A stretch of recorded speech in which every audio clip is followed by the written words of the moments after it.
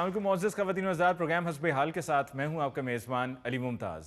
नाज़रीन, आइए चलते हैं और चलकर देखते हैं कि अब्दुल कुद्दूस साहब की फैमिली में क्या नोकझोंक चल रही है। एक तो आज नेट को पता नहीं सुबह से क्या मुसीबत पड़ी हुई है।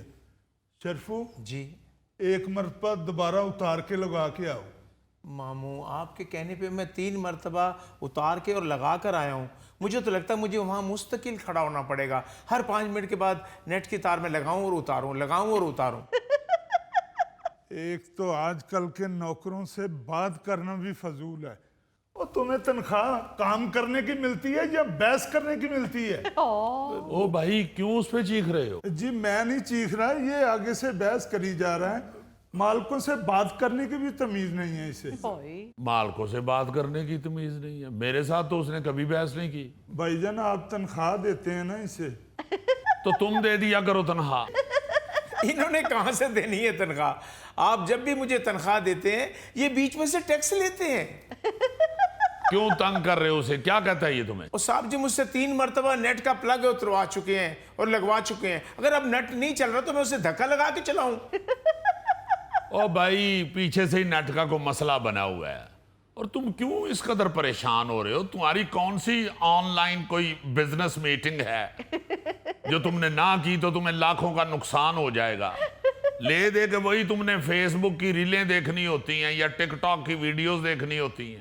साहब जी वो मॉडलिंग के दौरान एक लड़की रैंप पे गिरी है, मुझे बार बार वही वीडियो दिखाए जा रहे हैं। जब भी वीडियो देखते हैं वो लड़की गिरती है तो फौरन कहते हैं अल्लाह खैर करे। एक वीडियो में शेरनी शेर को मार रही है तो वो वीडियो बीबी जी को दिखा रहे हैं, देखें औरत कितनी ताकतवर है। क्या मैसेज देना चाह रहे हो अपनी बहन को? नहीं भाईजान कुछ भी नहीं, उसमें कुछ भी नहीं है, वो तो एक मजाहिया वीडियो है। साहब जी शादियों वाली वीडियोस देखते हैं और दूल्हे वाली सजी हुई गाड़ी देखकर रोना शुरू हो जाते हैं। बकवास कर रहे हैं भाईजान ये। मैं तो ये देख रहा था कि एक शादी वालों ने फंक्शन का टाइम ज्यादा कर दिया था तो उधर छापा पड़ गया था। लो, तो क्या देख रहे थे उस वीडियो में कि छापा पड़ा है तो पुलिस वाले देखे तो नहीं उठा के ले गए? भाईजान वो वीडियो वायरल हुई थी, मैं इसलिए देख रहा था। वीडियो का मजा तो सिर्फ नेशनल ज्योग्राफिक वाली का देखने का आता है। कद्दूस, कल मैं एक वीडियो देख रहा था, वाह, कि एक मगरमच्छ पानी पीते हुए उसने भैंसे पे ऐसा झपट्टा मारा है जैसे अब्दुल सलाम पकौड़ों वाली प्लेट पे झपट्टा मारता है। वाह रे वाह, फिर तो कख नहीं बचा होगा भैंसे का। भाईजान मुलाजमों के सामने इस तरह की गुफ्तगू से परहेज किया करें। वो मुलाजिम कौन सा आज रखा है? तुम्हारे इस घर में आने से पहले का वो यही मौजूद है और तुम्हारी हर एक हरकत से वाकिफ है। आपकी इसी शय की वजह से ना आपका मुलाजिम मोहल्ले के मुलाजिमों के साथ मिलकर मेरे भाई का मजाक उड़ाता है। तो अपने भाई को भी समझाया करो ना कि मुलाजिम को भी इंसान समझते हैं। अक्सर ये जिस तरह शरफू पे चीखता है, इससे तो साफ जाहिर होता है कि तुम्हारे खानदान में कभी किसी ने मुलाजिम रखा ही नहीं है। क्योंकि खानदानी लोग मुलाजिम से भी तमीज से बात करते हैं। ओ, हम तो खानदानी है ही नहीं। आप खानदानी, आपके दोस्त खानदानी, आपकी बहू खानदानी और तो और आपका मुलाजिम खानदानी। ओहो, मेरा ख्याल भाभी की ब्रेक फेल हो गई। ओ यार, बाहर गैराज में गाड़ी नहीं खड़ी, मैंने बहुत जरूरी अपने क्लाइंट को मिलने जाना है। कहाँ चली गई गाड़ी? सारे तो इधर ही बैठे हुए हैं। और जाओ देखो शरफू बाहर जाके गाड़ी किधर गई है। कहाँ गई गाड़ी? Police police police police police police.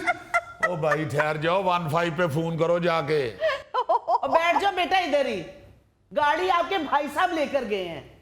ओ शरफू बेटा, फिर बाहर जाने की बजाय छत पे जाओ जी और जाके देखो सूरज आज कहीं उल्टी तरफ से तो नहीं निकला। क्योंकि मेरा भाई गाड़ी ले गया है और मुझे एक भी ताना नहीं सुनने को मिला कि आपका भाई गाड़ी ले गया है, मैंने शॉपिंग पे जाना था। या किसी ने ये नहीं कहा मेरे दोस्त की बर्थडे थी, मैंने वहां जाना था, आपका भाई गाड़ी ले गया है। या किसी ने ये नहीं कहा कि अब रोज हमें ये ड्रामा देखने को मिलेगा। हाय, मैंने क्या कह दिया? मेरे तो पीछे ही पड़ गए आप। भाई मुझे अच्छी तरह याद है, एक दिन मेरा भाई बेचारा आपके भाई अब्दुल सलाम का चार्जर क्या ले गया था? क्या? अस्तगफिरुल्लाह, वो तूफान बर्पा किया इस खातून ने ओए। कि ले गया चार्जर, अब खराब करके ले आएगा। आपका भाई वैसे तो बड़े कारोबार सुनाता है, वो एक चार्जर नहीं खरीद सकता। वैसे हैरत तो मुझे भी हो रही है, क्योंकि गाड़ी तो सुबह की गैराज में नहीं है। मैं ये समझा कि आप लोग लेके गए हुए हैं। अब आपको यहाँ बैठे हुए देखा तो पूछा गाड़ी किधर गई है। और जनाब गाड़ी तो कल रात की गई हुई है। हैं? फिर कोई ताना नहीं मिला? मैंने गाड़ी की चाबी खुद आपके भाई साहब को दी है। ना करे भाभी, ना करे, मेरा दिल बैठ जाएगा। ये तो शेर ने अपने हाथों से बकरी के मुंह में नवाला डाल दिया। ओहो, ऐसी कौन सी क़यामत आ गई है? मेरा देवर है, मेरा भाई है वो। लो जी हजूर, वर्कशॉप वाले ने ते 1.5 लाख रुपया मांग लिया जे। क्या मतलब? चाचू ठोक दी गाड़ी? ओ भाई, तुम्हें ऐसी गैर जिम्मेदारी की तवक्को है मुझसे? मैंने तो कभी 40 से ऊपर नहीं चलाई। असल में ट्रैफिक इतनी बेहंगम हो चुकी है कि आप भले 30 की स्पीड पे चला रहे हों, कोई पीछे से लहराता हुआ 90 की स्पीड पर आता है और आपकी गाड़ी का सत्यानाश करके चला जाता है। हाय। जी जी अली साहब, और अक्सर ये लोग बिगड़े हुए नवाब करते हैं, जिन्होंने खुद तो सारी जिंदगी कभी 1 रुपया नहीं कमाया होता, बाप की कमाई पे ऐश कर रहे होते हैं। हाँ। और वो बाप की भी हराम की कमाई समझते हैं, जो उसने मेहनत और मुशक्कत से कमाई होती है, हाय। और लगे रहते हैं बस। बिल्कुल ठीक कह रहे हैं आप भाईजान। आपकी स्पीड बेशक 40 हो, पीछे से आने वाला मार के चला जाता है। लेकिन ना तुम्हारी स्पीड चाली थी, ना तुम्हें किसी ने पीछे से आके मारा है। मैं सीसीटीवी फुटेज देख आया हूं। तुम दबा के गाड़ी चला रहे थे और बेकाबू होकर सीधी दरख्त में जाके लगी है। और दरख्त के बारे में कोई ये भी नहीं कह सकता कि दरख्त अचानक भागकर सड़क के दरमियान आ गया। एक मिनट, लेकिन ये अब्दुल सलाम तो यहाँ बैठा हुआ है, इसने कहाँ गाड़ी मार दी है? ओए। ओ भाईजान, आज की नहीं, ये कल की बात है। मेरे पास आया था कि हमने किसी दोस्त की शादी पे जाना है, हमारी गाड़ी का मॉडल पुराना है, आप अपने वाली दे दें। मैंने सोचा शायद आप सब ने जाना है, तो मैंने चाबी इसको दे दी। और यार, तुम गाड़ी देने से पहले मुझसे तो पूछ लेते। ओ, मैंने तो कभी इसे शर्फू की मोटरसाइकिल को हाथ नहीं लगाने दिया, तुमने उसे गाड़ी दे दी है। मुझे तो शुरू में अब्दुल सलाम ने एक दफा कहा है कि दुरानी साहब जरा गाड़ी की चाबी दिखाएं। मैंने जेब से निकाल के ऐसे दिखा के फिर जेब में डाला। मैंने कहा भाई, जिस दिन मैं 22 व्हीलर लूंगा ना, उस दिन तुम्हें चाबी दूंगा, क्योंकि तुम्हारा वजन 22 व्हीलर ही उठा सकते हैं। एक्सीडेंट कोई जानबूझ के तो नहीं ना करता। मैं भी कहूं, सुबह की गाड़ी घर में नहीं है और ये दोनों बहन भाई कुछ जिक्र भी नहीं कर रहे, मामला क्या है? हाय। कर देंगे नुकसान पूरा। गलती इंसान से हो जाती है। अब इसका ये मतलब तो नहीं कि सभी हाथ धो के उसके पीछे पड़ जाए। वाह रे वाह, हर हादसे के बाद इसने ये जरूर कहना होता है कि कर देंगे नुकसान पूरा। हाय। आज तक वो 2 रुपया कमा के नहीं लाया और ये कर देंगे नुकसान पूरा। हर चीज का बेड़ा गर्क करता है, उसके बाद बहन कहती है कि कर देंगे नुकसान पूरा। फ्रिज जला दी इसने, कहती है ले देंगे आपको नई फ्रिज, आज तक तो ना आ सकी। एयर कंडीशन जला दिया तो बहन ने कहा कि हम नया लगवा देंगे आपको, अभी तक तो ना लगवा सके। एलसीडी तोड़ दी मौसूफ ने, 4 पाई उठाते हुए उसका पावा मारा है उसके ऊपर, टूट गई। कर देंगे नुकसान पूरा। ओहो, क्या हो गया? गलती हो जाती है, अभी तो बच्चा है वो। डायनासोर का। मैं तो डायनासोर का शिकार करना चाहता था। ओहो, ठहर जा दुरानी अंकल, क्या हो गया आपको? ओहो, ये तो बोलने वाला डायनासोर है। देखो ना, राह जाते की फटीक पड़ गई है, 1.5 लाख रुपया। हाय। चलें भाईजान, अल्लाह आपको जिंदगी सेहत तंदुरुस्ती दे, हमारे सर पे सलामत रखे। ले भाई दुरानी, 1.5 लाख मैनू पै गई। यकीन करें भाईजान, मुझे दिली शर्मिंदगी हुई है। चलें अब नेट तो ठीक करवा दें। वो इतनी दिली शर्मिंदगी, कहीं तुम्हें दिल का दौरा ही ना पड़ जाए। तो और क्या करे, छत पे जाके छलांग लगा दे। पहले टेंशन में उसने रात का रोटी का एक नवाला नहीं खाया। हाय। ना करें अम्मी, मैंने सुबह देखा मामू किचन में बैठ के परात में दाल चावल खा रहे थे। बाजी रोटी के नवाले की बात कर रही है। जाओ जी, रोटियां पका के लाओ नवाब साहब के लिए, जाओ जी। शरफू, रोटियां मक्खन से चौपड़ लेना। हैं? भाईजान टेंशन से जेन में खुश्की हो गई है। रोटी पे मक्खन लगाकर खा के तुम्हारी खुश्की नहीं खत्म होगी। तुम खुश्क रोटी के साथ तारे मीरे के तेल का एक गिलास पियो। सनी, वॉशिंग मशीन नहीं चल रही, फिर ना कहना कि मेरे कपड़े तैयार नहीं हुए। लो, अब वॉशिंग मशीन को क्या हो गया? मुझे क्या पता क्या हुआ है। पता करो बेटा, कहीं तुम्हारे मामू वॉशिंग मशीन में दही डाल के लस्सी ना बनाता रहा हो। हाय हाय, मामू कुछ नहीं कर रहे थे, कल आपके चचा कपड़े धो रहे थे। चचा क्यों धो रहे थे कपड़े? मैंने तो कहा था कि मैं मुलाजिम से कह के कपड़े धुलवा देती हूँ, ये खुद ही कहने लग गया कि मैं अपने काम खुद करता हूँ। तो होगी वॉशिंग मशीन खराब। भाभी, मैंने जब कपड़े धोए हैं मशीन अच्छी भली चल रही थी, बिल्कुल ठीक थी। ओ यार छोड़ दो इसे। ओ शरफू, हर कुछ देर बाद कोई ना कोई मनूस खबर सुनने को मिलती है। जी साहब जी। ओए, वो वॉशिंग मशीन को क्या हुआ है? साहब जी, वो मामू कह रहे थे कि गर्मियां शुरू हो गई है, मुझे कंबल की जरूरत नहीं है, इसे धोकर और संभाल लो। मैंने कहा जी, कंबल को तो ड्राई क्लीन कराते हैं। कहते कि तुम काम चोर हो, ये मशीन में भी धुल जाएगा। बस इन्होंने कंबल उठाया है, मशीन में डाला है, पानी डाला है और सर्फ डाला है, मशीन स्टार्ट की है। अच्छा, बस जी ये मशीन चला के फोन पर गेम खेलना शुरू हो गए हैं और आधे घंटे के बाद मशीन में से धुआं उठना शुरू हो गया है। चलो, मेरी नई जहेज की मशीन का खाना खराब कर दिया। तो बेटा अपने बाप से कहते किसी अच्छी कंपनी की खरीद देते मशीन। मोहतरमा, आप कैसी बात कर रही हैं?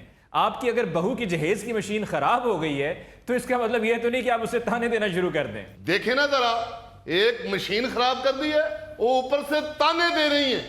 ए जंज वापस जाएगी। भाई जी तुसी कुड़ी वाले हो। डैडी, जब मैं ये मशीन लेके आई थी तब तो मामा इतनी तारीफ कर रही थी कि ये मशीन तो सबसे महंगी और सबसे अच्छी है। आप ही कौन सी मशीन की मिस्त्री है, उन्होंने वैसे ही मशीन की तारीफ कर दी। मामू, आपको जो शरफू ने कह दिया कि मशीन में कंबल ना धोएं, तो आपने क्यों धोया? चलो कोई बात नहीं, बच्चा गलती हो जाती है, कर देंगे तुम्हारा नुकसान पूरा। लो जनाब, वॉशिंग मशीन भी पै गई जे। ਭਾਬੀ ਜੀ, ਤੁਸੀਂ ਉਹਨੂੰ ਬੱਚਾ ਕਹੀ ਜਾਂਦੇ ਹੋ, ਸਾਰੇ ਘਰ ਨਾਲੋਂ ਵੱਡਾ ਕੰਬਲ ਹੈ ਉਹਦਾ। चलो मेरे भाई को नजर ना लगा देना। ਇਹਨੂੰ ਨਹੀਂ ਨਜ਼ਰ ਲੱਗਣੀ, ਇਹਨੂੰ ਜਦੋਂ ਲੱਗੀ फांसी लगनी। अम्मी, मामू को कहाँ लगनी है नजर? ये जब भी दादा अबू की कब्र पे दुआ करने जाते हैं तो कब्रिस्तान में से दाल और अंडे उठा के खा लेते हैं, इन्हें कहाँ लगनी है नजर? एक दफा मैं भी साथ था, कब्रों से ये दाल इकट्ठी करके कहते हैं, यार सनी, ये लोग मसूर की दाल फेंकते हैं, माश की दाल इतनी मजेदार होती है, वो क्यों नहीं फेंकते? ज्यादा फजूल बातें ना करो, मैं दाल इकट्ठी करके वहां फेंक के आता हूँ जहां कीड़े होते हैं। सनी, मामू को छोड़ो और उठकर वॉशिंग मशीन ठीक करवाओ। हाँ, तुम तो चाहती हो कि ये मामू को छोड़ दे। मैं कैसे छोड़ सकता हूँ अपने भांजे को, मेरे हाथों में पला हुआ है ये। अजी नजर आ रहा है, नजर आ रहा है, उसका डब्बे वाला दूध भी खुद ही पीता रहा है। तुम ये ना कहा करो कि ये मेरे हाथों में पला हुआ है, तुम ये कहा करो कि जब मैं पल रहा था उस वक्त ये मेरे हाथों में था। भाईजान, मैं तो इसके लिए घोड़ा भी बनता रहा हूँ।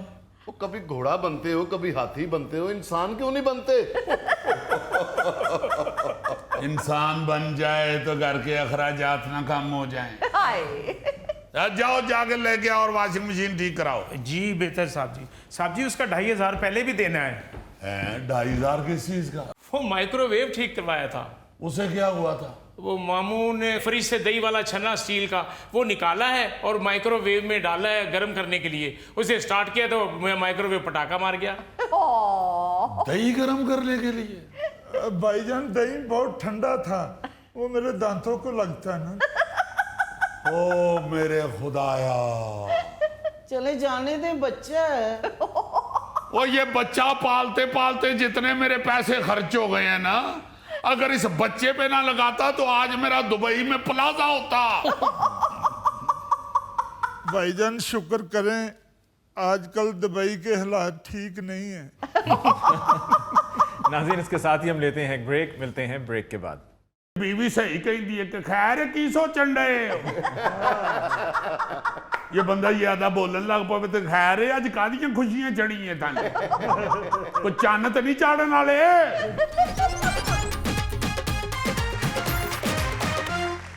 नाज़रीन, पेशे खिदमत है आज का खबरनामा। लेडीज एंड जेंटलमैन, आपने वो शेक्सपियर की कहावत तो सुनी होगी, सुनिया सी करोड़ दा वेख्या ते लख दा, राह पिया ते 100 दा, वाह पिया ते कख दा।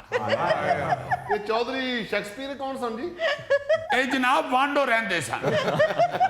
ਜਦੋਂ ਪਤੰਗਬਾਜ਼ੀ ਆਮ ਹੁੰਦੀ ਸੀ ਨਾ ਜੀ ਤੇ ਵਾਂਡੋ ਚ ਡੋਰ ਲਾਉਣ ਦਾ ਕੰਮ ਕਰਦੇ ਸੀ। ਆ ਡੋਰ ਲਾਉਣ ਵਾਲਾ ਬੰਦਾ ਹੀ ਇੰਜ ਦੀ ਗੱਲ ਕਰ ਸਕਦਾ। मैं तो सुनिया सी बसा च आंडे बेचता सी। और यार, खबर सुनानी है या मैं ब्रेक ले लूं?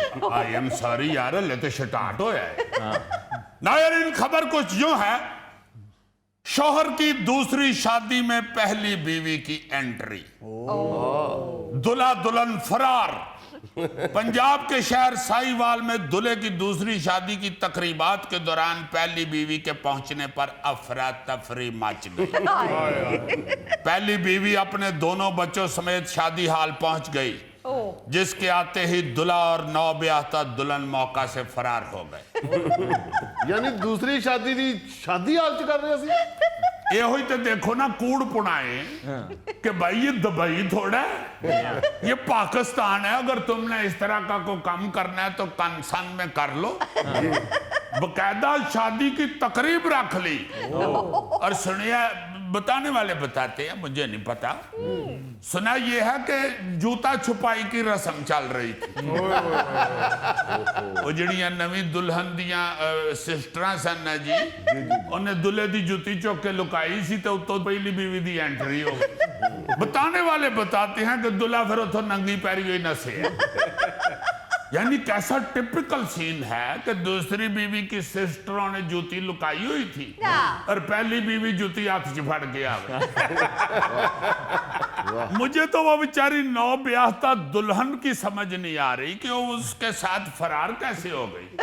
या तो फिर दुल्हे ने पहले उसे को अपनी मजलूमियत की स्टोरियां सुनाई होंगी, वरना बनता तो ये सी ना कि अगर पहली बीवी आई है तो दूजी बीवी भी जूती ला लेंगी। या फिर मुझे लग रहा है कि दुल्हे ने अपनी दूसरी बीवी के कान में कहा होगा कि डकैत आ गए ने, उठ निकल चलिए। और दुल्हन बेचारी के जहन में फौरी तौर पे अपने गले में पड़े हुए 3 तोले के येवर की तरफ ध्यान गया होगा। उसके दिमाग में बाकी बातें आई नहीं होंगी, वो फटाफट फट के उदा हाथ से निकल गई है। कुछ ना कुछ ऐसा उसने चक्कर चलाया जरूर है। मगर वो क्या कहते हैं कि बकरे की माँ कब तक खैर मनाएगी। और अमान से अगर आप इस कहावत को जरा येन में विजुअलाइज करें तो दुल्हा जब दुल्हा बना होता है ना तो वो वाकई बेचारा बकरा ही लग रहा हो। जैसे एक और खबर मुझे याद है, चीचों की मलियां जो इलाका है ना जी, पहले मैं समझा करता था कि चीचों की मलियां छेड़े किसे दी।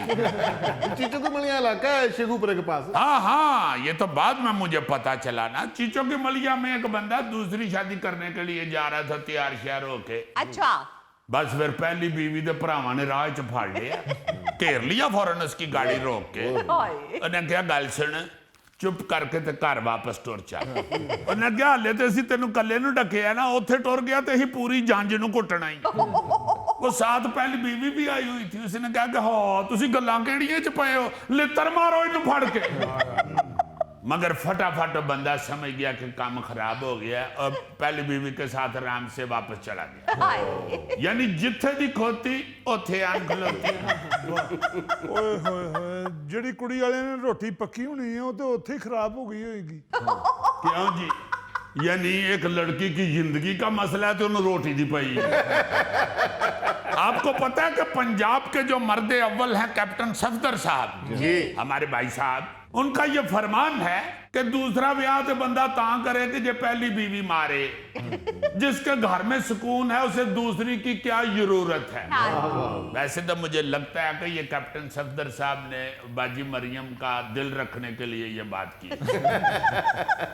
क्योंकि एक दफा कहते हैं कि एक सर्वे कराया गया था कि एक मर्द के दिल में दूसरी शादी की ख्वाहिश कब तक रहती है। अच्छा, लिहाजा उस सर्वे के दौरान एक 70 साल मर्द से पूछा गया ना जी कि भाई जी ये जो दूसरी शादी का चाह होता है या ख्वाहिश होती है, ये इंसान के दिल में किस उम्र तक रहती है। तो बाबा जी ने इधर उधर देख के क्या, ये होली सवाल करो, मैं पिछले हफ्ते ही दूजा ब्याह कराया है। यार वैसे ये तो कोई पागल ही होगा। चलो ये तो क्लियर हो गए। हर बंदे ने अपने अपने घर जाना ना जी, बिल्कुल ठीक है, क्लियर हो गई जाना चाहिए। अच्छा, एक और 100 साल बाबा जी से पूछा गया कि आपके दिल में दूसरी शादी की ख्वाहिश कब तक रहेगी या है। अच्छा, तो बाबा जी ने अगो पता है कि क्या सर? बाबा जी कहते ने जी गल सुनो, हले तो मैं जीउना वा, मगर मेरा ख्याल है कि कुलां तक ते मर्द दे दिल च रहिंदा ही है। ये सर्वे जब मैंने पढ़ा ना, उस वक्त मैंने सोचा कि मर्द घर च चुप करके बैठा होवे ते बीवी सही कहती है कि खैर की सोचन डे। ये बंदा ज्यादा बोलन लग पवे तो खैर है, अज कादियां खुशियां चढ़ी हैं थाने, कोई चन्न तो नहीं चाड़न वाले।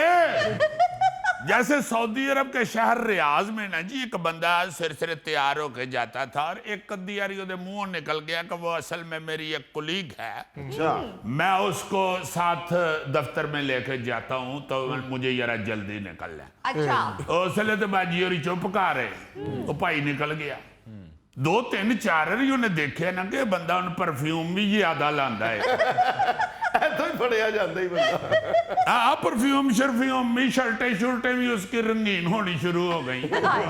तो उस औरत ने क्या किया, उसने जनाब एक ऐसा मंसूबा बनाया कि आप हैरान हो जाएंगे। अच्छा, वो बंदा सवेरे जदों उठे ना कि मैंने कुलीग को भी साथ लेके जाना, बाहर जाए तो उसकी गड्डी पंचर, फिर बेचारा टायर शहर बदलता पौना घंटा लेट हो जाए, फिर सीधा दफ्तर टुर जाए।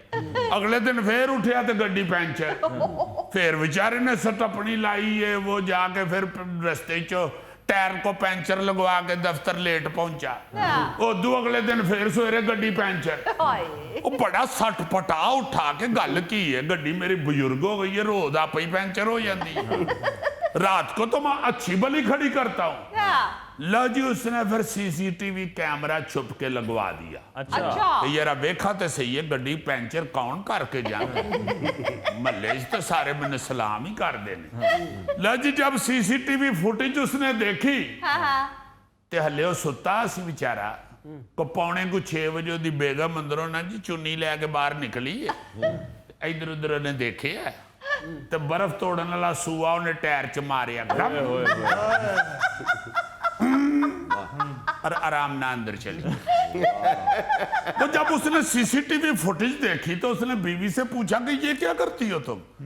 वो बेचारी आगे से सटपटा उठी, कहती है तुम जो रोज उसको से लेके जाती हो साथ दफ्तर, तो मैं डर गई हूं कि तुम मुझसे शादी कर लोगे। बंदा हंसने लग पे, ऊंची हाथ सुट के कहता मैं तो अभी तुम्हारे साथ मजाक कर रहा था, माहिरा हंसाने की वजह से तुम्हें। बिल्कुल इसी तरह हुआ जैसे कहीं शादी हो रही थी ना जी, तो जो नकाह खान थे उन्होंने कहा कि नकाह शुरू होने लगा जी, 1 मिनट जरा तवज्जो करें। और उन्होंने कहा कि बात सुना, आपको ये कबूल है? तो पीछे से एक लड़की उठी है, उसके हाथ में लड़का पकड़ा हुआ था, एक बच्चा। अच्छा, उसने कहा 1 मिनट नकाह खान साहब ठहरे, और वो कुड़ी आना शुरू हो गई। बस उसे आता देख के बाकियां तो बाद चो कुछ कहना सी, दुल्हन ने ठा दुल्हा दे मुंह ते चपेड़ मारी, पिछों दे भरावां ने भी उन्हें कुटना शुरू कर दिया। जब वो लड़की स्टेज के करीब आ गई ना जी, तो नकाह खान ने कांपती हुई आवाज में पूछा कि बेटा जी आप कौन हैं? वो लड़की कहती है मैं बराती हूँ, पीछे आवाज नहीं आ रही थी तो मैंने कहा कि जरा मैं यहाँ बैठ के तो नकाह की आवाज सुनो। दूल्हे बेचारे ने कहना बीबी तेनू तो आवाज आ जाएगी, हूँ मेरे चपेड़ा खा खा के कान बंद हो गए। यार अच्छा, ये सिर्फ पाकिस्तान में ये रौला नहीं है, पूरी दुनिया में ये वक्त पाया जाता है जी। 2022 में भारतीय शहर हैदराबाद में एक दुल्हा मियां पहली बीवी के पहुंचने पर ऐसे ही सरपट भागे थे। जैसे शहद की मक्खी घोड़े को लड़ जाए तो वो नहीं दौड़ता। उसने बेचारे ने दरवाजे से मुड़ के अपनी नई नवेली दुल्हन को आवाज देने की भी जहमत नहीं की थी कि आजा नाच चलिए ना, वो कल ही दौड़ गया क्योंकि उसने बीवी के हाथ में डंडा भी देख लिया और दरवाजे से अंदर आती हुई पुलिस भी देख ली। उस दूल्हे का नाम था सैयद नजीर। उसने पहली बीवी की इजाजत के बगैर दूसरी शादी करने के लिए शादी हाल में सारा बंदोबस्त कराया। अच्छा। और बड़ी खामोशी से वहां पहुंच गया, लेकिन उसकी पहली बीवी पुलिस लेके उठे पहुंच गई। इसके बाद मैं ये भी कह सकता हूं कि बाकी का मंजर आप खुद सोच लें। जब बंदा तो उठो दौड़ गया, मगर जो पहली बीवी थी उसने सारा गुस्सा दूसरी बीवी पे निकाल दिया। एहो जिहा उन्हें कुटिया, पुलिस रोकती रही है कि बीबी एदा की कसूर है? ने कहा नहीं, इस चुड़ैल नूं नहीं जमा के छड्डना। और शुक्र है दुल्हा फड़िया नहीं गया, ਜਦੋਂ ਨੇ ਫੜੇ ਜਾਣਾ ਮੇਰੇ ਵਰਗੇ ਹੋਣਾ ਸੀ, ਜਦੋਂ बेगम ने छड़ना सी तो उदों गोगे वर्गा होना सी। यार खरूंडों से इतनी सोच तो पाड़ी जाती। अच्छा, खवातीन इस हवाले से बहुत खतरनाक होती हैं क्यों कुसोनिया चपेड़ा नहीं मार दिया, खरूंडे मार दिए। और जेम्स बॉन्ड क्रूनों का एक बहुत बड़ा नुकसान है कि लोगों को पता चल जाता है कि ये बीवी से मार खा के है। Oh yes. और शुक्र है मेरे निशान पड़ते ही नहीं। जेम्स बॉन्ड, पता नहीं ये खवातीन अपने शोहर को दूसरी शादी की इजाजत क्यों नहीं देती। मेरी बीवी तो मुझे कहती है कि मैं खुद आपकी 3 शादियां और करवाऊंगी। वो 3 शादियां, वो भाभी तेनू किते अपना पलेठी दा मुंडा तो नहीं समझदी? मुजफ्फर है, जरा एहतियात करो, कहीं हमारी बहू तुम्हें चेक ना कर रही हो। जिदन तू हांगी थी ना, उन्हें तेन चौक के सलेट ते रख लेना।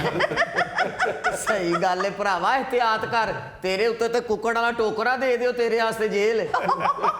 वैसे जेम्स बॉन्ड, मैंने ये सारी खबरों से अंदाजा लगाया है कि दूसरी शादी करने पे सिर्फ मार ही पड़ती है। बहुत अच्छे गोगा जी, एहो जी किधरे बेवकूफाना सोच अपने येन च ना ले आना। हुण सिर्फ मार नहीं जे पैंदी। लाहौर च एक केस अदालत में गया है, उसने पहली बीवी की इजाजत के बगैर दूसरी शादी की है। उस शख्स को अदालत ने 7 माह कैद और 5 लाख रुपया जुर्माना कर दिया है। चलो 7 महीने कैद ते तू इस खुशी च कढ़ लेंगा कि यार उथे दाल रोटी मिलती है, पर 5 लाख किथों ले आएगा? ਐਵੇਂ ਗੱਲਾਂ ਕਰਨ ਡਿਆ ਗੋਗਾ, ਇਹਨੂੰ ਤਾਂ ਪਹਿਲੀ ਭਾਬੀ ਕੰਨ ਫੜਾਈ ਰੱਖਦੀ ਏ। यार वो कड़ी टीचर है। नाज़रीन, इसके साथ ही हम लेते हैं एक ब्रेक, मिलते हैं ब्रेक के बाद। तीसरी शहालमी जंग छिड़ी थी तो अमेरिका ने क्या तबाही मचाई थी। और राजा साहब, शहालमी नहीं आलमी। यार फिर तुसी आके गल कर लो। चलो ठीक है, आ जाओ फिर तुसी। एक मिनट रैली तू कड्डी है कि मैं? तुसी कड्डी है जनाब। ते चल फिर उधर बहुत जाके।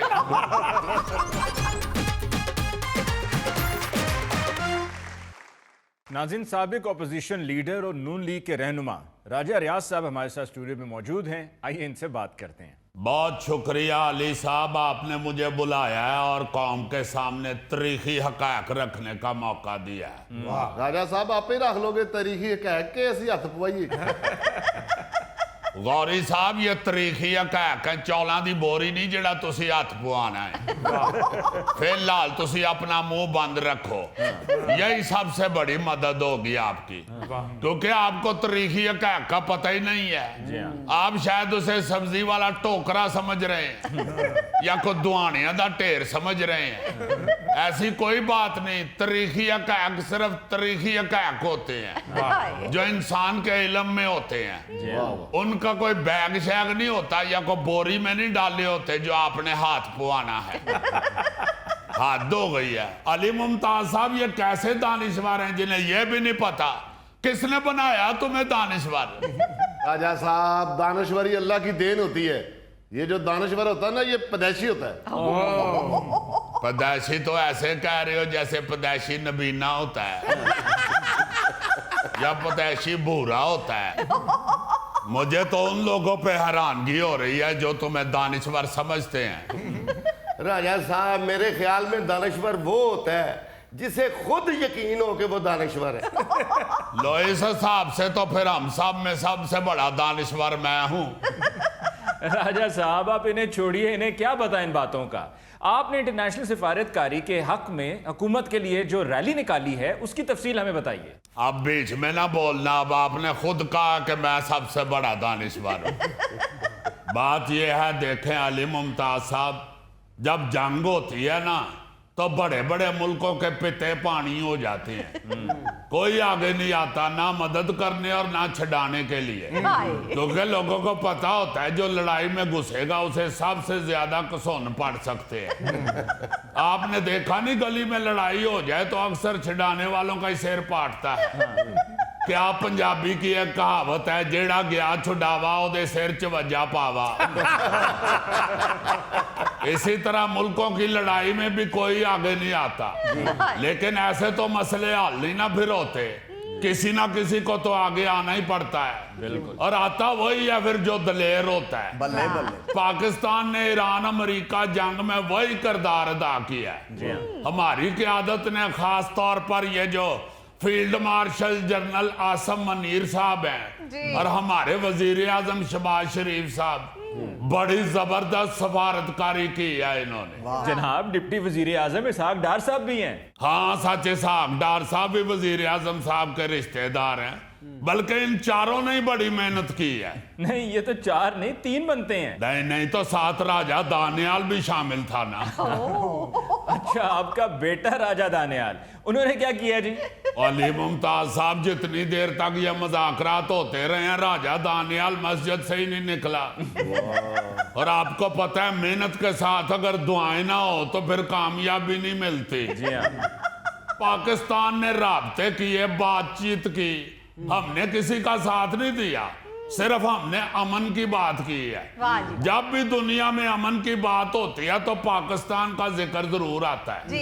और अली मुमताज साहब, मुझे यकीन था कि जैसे ही ये इजहारे यकजहती की रैली निकालूंगा ना तो पूरी दुनिया में तहलका मच जाएगा और मुझे मुख्तलिफ चैनलों वाले राब्ता कर कर के बुलाना शुरू हो जाएंगे। खैर से राजे ने फटे ही चुक दी है, हर तरफ फैसलाबाद में रैली रैली राजा राजा हुई पड़ी है। आप हैरान होंगे कि सबसे पहला फोन मुझे बीबीसी की जानब से आया है और पहला जुमला ही बीबीसी ने यह कहा कि राजा तू लै दे गया है। चलो राजा साहब, बीबीसी तो इंग्लिश चैनल है, उन्हें किथों कहता कि लै दे गए राजा साहब। ओ यार, मैं झूठ बोल रहा हूँ, बीबीसी का फोन नंबर मेरे मोबाइल में फीड है। बैरिस्टर बाबर चौधरी मेरा दोस्त है अली साहब जी, उसके फोन नंबर के ऊपर मैंने बीबीसी यानी बैरिस्टर बाबर चौधरी फीड किया हुआ है। राजा साहब, फिर तो CNN का नंबर भी आपके पास होगा। हाँ जी, चौधरी नवाज नंबरदार भी अपना यार है, उसके नंबर पे मैंने CNN फीड किया हुआ। राजा साहब, इस तरह तो CNN का नंबर मेरे पास भी है, मेरा भी एक दोस्त है चौधरी नईम नुमाना।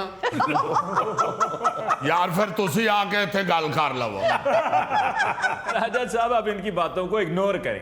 आपने हुकूमत और इदारों के हक में जो रैली निकाली, इसमें कोई शक नहीं कि उसमें बहुत बड़ी तादाद में शहरियों ने शिरकत की। अली साहब, सिर्फ शहरियों की बड़ी तादाद नहीं थी, देहातों से भी लाखों की तादाद में लोग आए हुए थे। और आपको मालूम है कि आजकल वादियों का मौसम चल रहा है, मगर उसके बावजूद देहाती भाई मेरे अपने कामकाज छोड़ के आए हुए थे। कई देहातियों के तो हाथों पे मैंने देखा अभी भी गिली मिट्टी लगी हुई थी। लाखों लोग आए हैं, इतनी गर्मी पड़ने के बावजूद। गर्मी इतनी पड़ रही थी कि हालांकि 200-300 बंदा था, मेरा 3 ट्रक शिकंजवी के लग गए। राजा साहब, अभी आप कह रहे हैं कि लाखों की तादाद थी, शिकंजवी के ट्रक बताते हुए आप कहते हैं कि 200-300 बंदा सी। यार फिर तुसी आके गल कर लो। जुल्फी साहब, मैं बता ये रहा हूं कि लाखों लोग आए हुए थे और 200-300 बंदा शिकंजवी भी पिला रहा था।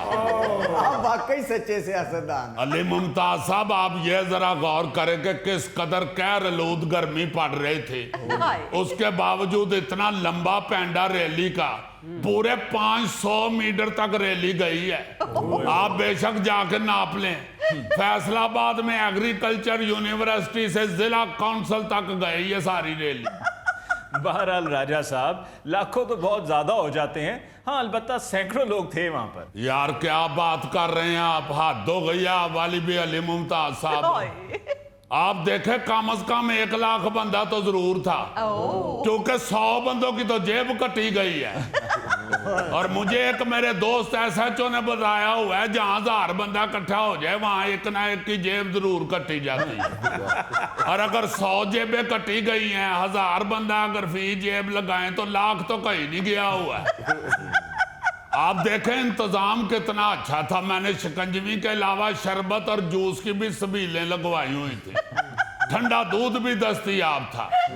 4-5 रेड़ियां तो मैंने बाबे वाली कुल्फी की भी लगवाई हुई थी। फलूदे, लच्छे, बर्फ वाले गोले, तमाम ठेले मौजूद थे वहां पे। मैं तो अभी सोच रहा था रास्ते में सर्कस और मौत का कुआं भी लगवा दूं, लेकिन फिर दोस्तों ने मशवरा दिया कि राजा साहब को अगली रैली या रस्ते भी कुछ रहन दो। राजा साहब रैली सी जो संगती नमैश लवाई सी। आके फिर तुसी गल कर लो। गोगा साहब, आप तो फैसलाबाद छोड़ के आ गए हुए हैं, आपको क्या पता है कि उधर क्या हो रहा है। राजा साहब, आपने बहुत अच्छा किया है। इस वक्त यकजहती की जरूरत है और आपने उसका अमली मुजाहिरा करके दिखाया है। अली साहब, फिलहाल तो मैंने रैली निकाल के तो हुक्मरानों को मुबारकबाद दी है कि पाकिस्तान ने दुनिया को बहुत बड़े तसादम से बचा लिया है। मैं तो इस अजीम कारनामे पे अपनी क़ियादत को सलाम पेश करता हूँ, और खास तौर पे field marshal general Asim Munir साहब को तो मैं दोनों हाथों से सलूट करता हूँ। और उसके साथ मैं शहबाज शरीफ साहब, इसहाक डार साहब और राजा दानियाल का शुक्रिया अदा करता हूँ। चलो फिर विच राजा दानियाल पा लिया जी। यार, जिसका जो क्रेडिट है उसको तो देना ही चाहिए। एवं तो नहीं विच पा लिया राजा दानियाल। राजा दानियाल को आलू थोड़ा जड़ा जेड़ी मर्जी सब्जी च पा लवो। खैर, आप लोगों का क्या मसला है? राजा रियाज साहब सीनियर सियासतदान हैं, उनका एक विजन है, वो अपने विजन के मुताबिक बात कर रहे हैं। बहुत शुक्रिया अली मुमताज साहब। आप ये देखें ना, डोनाल्ड ट्रंप जिसने सारी दुनिया को आगे लगाया हुआ था जी, कैसी उसको फूक मारी है मेरे लीडरान ने कि वो अब हमारे पीछे पीछे जी जी करता फिर रहा है। आप सोचे हम पर कितना बड़ा अल्लाह का करम हुआ है। आप देखे तो सही किस तरह के लीडरान अल्लाह ने हमें दिए हैं। वरना आप याद करें, जब तीसरी शाह आलमी जंग छिड़ी थी तो अमेरिका ने क्या तबाही मचाई थी। और राजा साहब, शाह आलमी नहीं आलमी। यार फिर तुसी आके गल कर लो। चलो ठीक है, आ जाओ फिर तुसी। एक मिनट रैली तू कड्डी है कि मैं? तुसी कड्डी है जनाब। ते चल फिर उधर बहुत जाके। अली मुमताज साहब ने इसीलिए तो मुझे बुलाया कि मैंने रैली निकाली है। ओ भाई, सही कह रहे हैं राजा साहब, ये बहुत बड़ा कारनामा है पाकिस्तान का, पूरी दुनिया को तबाही से बचा लिया है। इनको क्या पता हो अली मुमताज साहब, आप तो माशाल्लाह सीनियर जर्नलिस्ट हैं जी। आपको तो सारा पता है।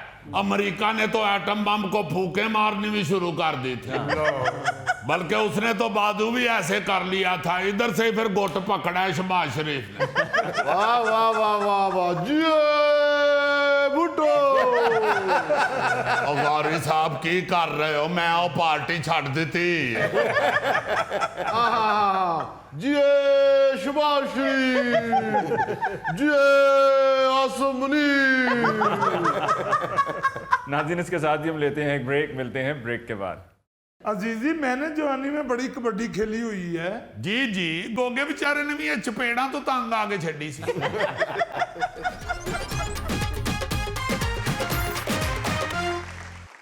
अली मुमताज साहब, मैं आज एक अंतहाई अहम मसले पे बातचीत करना चाहता हूँ। बात करना चाहता हूँ, चीज तो ऐसे मैं साथ कह रहा हूँ। ये जो कबड्डी है, जो खेल है कबड्डी, जी हाँ। ये एक बड़ा प्यारा खेल है, और ख़ास तौर पे हमारे पाकिस्तान में और ख़ास तौर पे पंजाब में जी, ये इंतहाई खूबसूरत और बड़ा कमाल का खेल है। अभी पिछले दिनों ही इसकी ये जो नेशनल लेवल की चैंपियनशिप भी हो के हटी है।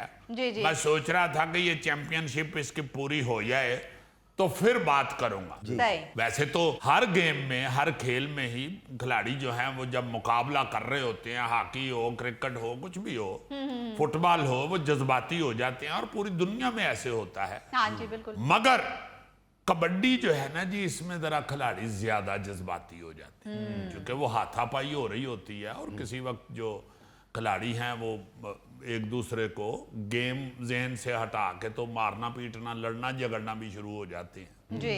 अच्छा, ये भी कोई ऐसा मसला नहीं, क्योंकि वहां पे जो रेफरी होते हैं या मुनसफ होते हैं या जो मैनेजमेंट होती है, इंतजामिया होती है, वो बाद में खिलाड़ियों को बिठा के सुलह सफाई और सारा गुस्सा शुस्सा दूर करवा देते हैं। सही सही। मगर खतरनाक मसला क्या हो रहा है? जी। Social media. और इस तरह के मैच में ना जी, अगर कोई दो खिलाड़ियों की या टीमों की को गर्मी सर्दी हो जाए तो उसे वो बाकायदा रिकॉर्ड करना शुरू कर देते हैं लोग। बिल्कुल सर। उसे फिर सोशल मीडिया पे डालते हैं, उसके ऊपर फिर हलाशेरी देते हैं एक दूसरे को, या एक दूसरे को तानाजनी करते हैं, या एक दूसरे की बेइज्जती करते हैं। अपने फेवरेट खिलाड़ी के लिए अच्छे कमेंट और जो नहीं अच्छा उसके लिए बुरे कमेंट हाँ। करते हैं। बिल्कुल। उससे ना जी एक इश्तियाल सा फैलता जा रहा है।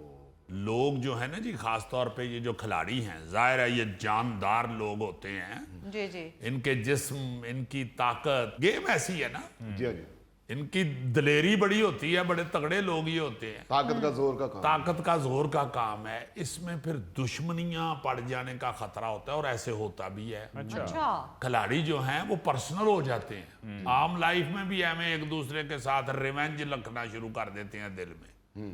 ये बड़ी खतरनाक चीज है। हाँ जी। मैं ये जो सोशल मीडिया पर इस गर्मा गर्मी की या छोटे मोटे लड़ाई झगड़ों की वीडियोस लगाकर खिलाड़ियों का इमेज खराब करते हैं ना जी, जी जी।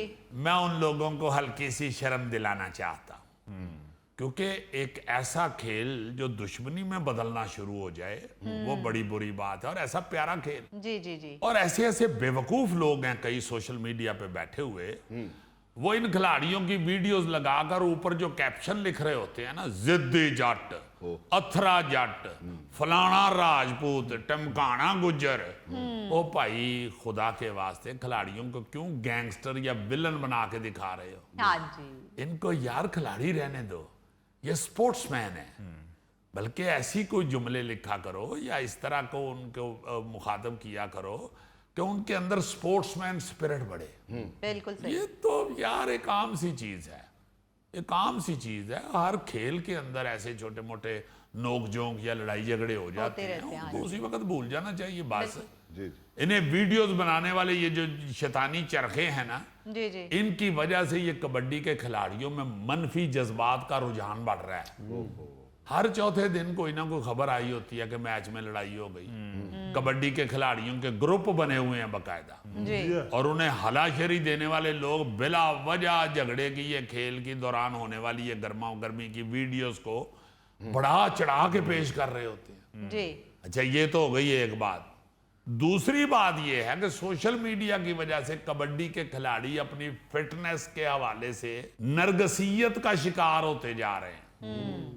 इसीलिए सोशल मीडिया स्टेटस के चक्कर में वीडियोस बनवाने के मशगले में फंसते जा रहे हैं। भाई, ये तो जो जान का या ताकत का काम है ना, वैसे तो हर खेल में ताकत चाहिए होती है सिवाय कार्ड्स के और लूडो के।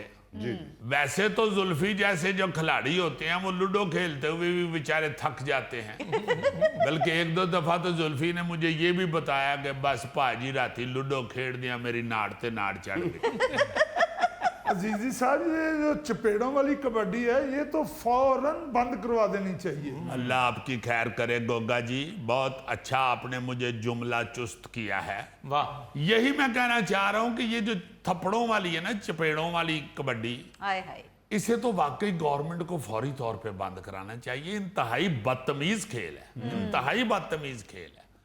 भाई, एक दूसरे के मुंह ते चपेड़ा ही मारी जा रहे हो, क्या कर रहे हो? ये कौन सा खेल है यार? बिल्कुल। ये तो फजूल सी चीज लगती है। बिल्कुल। बाकायदा करायत आनी शुरू हो जाती है कि यार ये क्या कर रहे हैं एक दूसरे के साथ। हाँ। यानी को 3-3, 4-4 मिनट एक दूसरे के मुंह पे चपेड़े मार रहे हैं। हाय हाय। इसको बंद करें। दूसरी जो कबड्डी है, जो जान के साथ और दाव पेच के साथ खेली जाती है, जी। वो बड़ा प्यारा खेल है, वो हमारी पहचान है पंजाब की। वो भी उसे पाकिस्तान की जी साहब मतलब सुपर हिट है पाकिस्तान क्या की। बात है जी, हमारे पाकिस्तान के कबड्डी के खिलाड़ी, क्या बात है। वर्ल्ड कप भी हमारे पास ही है। देखो ना यारा, वाह, इस वक्त हम वर्ल्ड चैंपियन हैं कबड्डी में। ये हीरे शफीक चिश्ती, बाबर गुज्जर, लाला अबैदुल्ला, मुशर्रफ जंजुआ, माना जट। मैं कहता हूं यार, ऐसा ऐसा खूबसूरत जवान और ऐसे ऐसे बब्बर शेर फुर्तीले आज तक बचपन में मैंने देखा हुआ है रियाज में आना। अली साहब क्या वो खिलाड़ी, क्या खिलाड़ी, अल्लाह ताला उसे जिंदगी से तंदुरुस्ती दे। अब छोड़ दिया हुआ उन्होंने। जब खेलते थे रियाज में आना साहब, यार वो बंदा ही फलांग जाता था। बाकायदा मुझे याद है, मैंने पहले भी एक दफा बताया है कि गुजरांवाला में 1 नंबर रह गया था, आखिरी कबड्डी रह गई थी और दोनों टीमें बराबर थी। और रियाद में आना साहब आखिरी कबड्डी डालने के लिए ना जी आ गए लाइन के ऊपर। अच्छा, सारा स्टेडियम खड़ा हो गया, सारा स्टेडियम खड़ा हो गया, क्लैप इस किस्म की हुई है। और मुझे याद है कि वो रियाद में आना ने जी, वो जो अंपायर था ना रेफरी, हाँ जी, उसे पास बुलाया तो कुछ कान में कहा। हम चूंकि दूर बैठे हुए थे स्टेडियम में, वो रेफरी ने ना जी वो बात सुन के तो दौड़ लगा दी वो अपना पवेलियन की तरफ। उधर वो जो कमेंट्री कर रहा था ना बंदा, उसको जाके बताया। उसने फिर अनाउंस किया कि रियाद में आना ये कह रहा है कि ये मैं कबड्डी डालने जा रहा हूं, मुझे जो पकड़ेगा मैं उसे 50,000 रुपया इनाम दूं। ये उस दौर की बात है जब 50,000 का बकायदा बड़ा कार आ जाता था। 50 करोड़ आई था। मैं कहता हूं जी कि वो शोर पड़ा है और वो रियाद में आना गया है कबड्डी डालने। हाय हाय हाय हाय यार, इतनी उस बंदे की दहशत थी, उसने जिसको हाथ लगाया उसने उसे पकड़ा ही नहीं। वो आराम से हाथ लगा के ना जी तो वापस आ गया और सारा स्टेडियम लुडियां डाल रहा है। वाह जी। फिर मालक डार साहब ऑल इंडिया कबड्डी टीम के कैप्टन पाकिस्तान बनने से पहले, और ये आपको मालूम होना चाहिए कि मालक डार साहब हमारे फनकार, हमारे सीनियर उस्ताद खालिद अब्बास डार साहब के वालिद साहब थे। अच्छा, और मालिक डार साहब वो कबड्डर हुए ऑल इंडिया कबड्डी टीम के कैप्टन। और मुझे मेरे बुजुर्गों ने बताया हुआ है कि गुजरांवाला रेलवे स्टेशन के ऊपर गाड़ी रुकती थी तो सरदार उस गाड़ी में बाहर निकलते थे ना जी, सिख भाई जी जी। तो वो बकायदा कहा करते थे कि यार गुजराने दा मालक डारे हो ते बहाओ। अच्छा, ऐसे बड़े स्टार हुए। वाह जी। अभी सॉरी वो जी लड़का नया अभी जड़ा वाले का, उसको खिताब मिला है पावर ऑफ पाकिस्तान, उसका नाम है मलक बिनियामीन। वाह वाह वाह, मलक बिनियामीन बहुत बड़ा खिलाड़ी हुआ है। मैं आपको बताता हूँ, हमेशा उस वक्त अकबर जट, अकबर बट, फिर एक हमारे शहर के ना जी गुजरांवाला के कितने सारे भाई थे, को 7-8, वो अमीन मलक साहब रेलवे के पहलवान थे, ककी पहलवान उनको कहते थे जी जी। उनके सारे भाई बेहतरीन कबड्डर थे और ऐसे स्पोर्ट्समैन, उनके भाई जाके ओलंपिक से मेडल लेके आते थे, ये वेट लिफ्टिंग और ये वो। अच्छा, वाह। इसलिए मैं ये चाहता हूं कि गवर्नमेंट भी इस खेल की हिफाजत करे और ये इसमें से जो बदतमीजी का एलिमेंट है उसको खत्म करे। बिल्कुल, वो चपेड़ों वाले तो खत्म होनी चाहिए। हाँ, और दूसरा ये जो पब्लिक है उनसे भी दरखास्त करूंगा कि अपने ये आपके हीरोज हैं, ये हीरोज हैं और हीरो ऐसे नहीं बनता। हाँ जी। उसने एक बड़ी स्ट्रगल की होती है, उसका एक बड़ा लंबा सफर होता है। खुदा के वास्ते इनकी हिफाजत किया करें, इनको अप्रिशिएट करते हुए भी इस तरह के जुमले लिखा करें कि खेल प्रमोट हो, हाँ जी, ना कि दुश्मनियां बढ़े। बिल्कुल। अजीजी, मैंने जवानी में बड़ी कबड्डी खेली हुई है। जी जी, गोगे बेचारे ने भी ये चपेड़ा तो तंग आगे छड़ी सी। नाज़रीन, इसके साथ ही आज के प्रोग्राम हस्बे हाल का वक्त खत्म हुआ। चाहता है अपने मेज़बान अली मुमताज़ को दीजिए इजाज़त। अल्लाह ने के बान।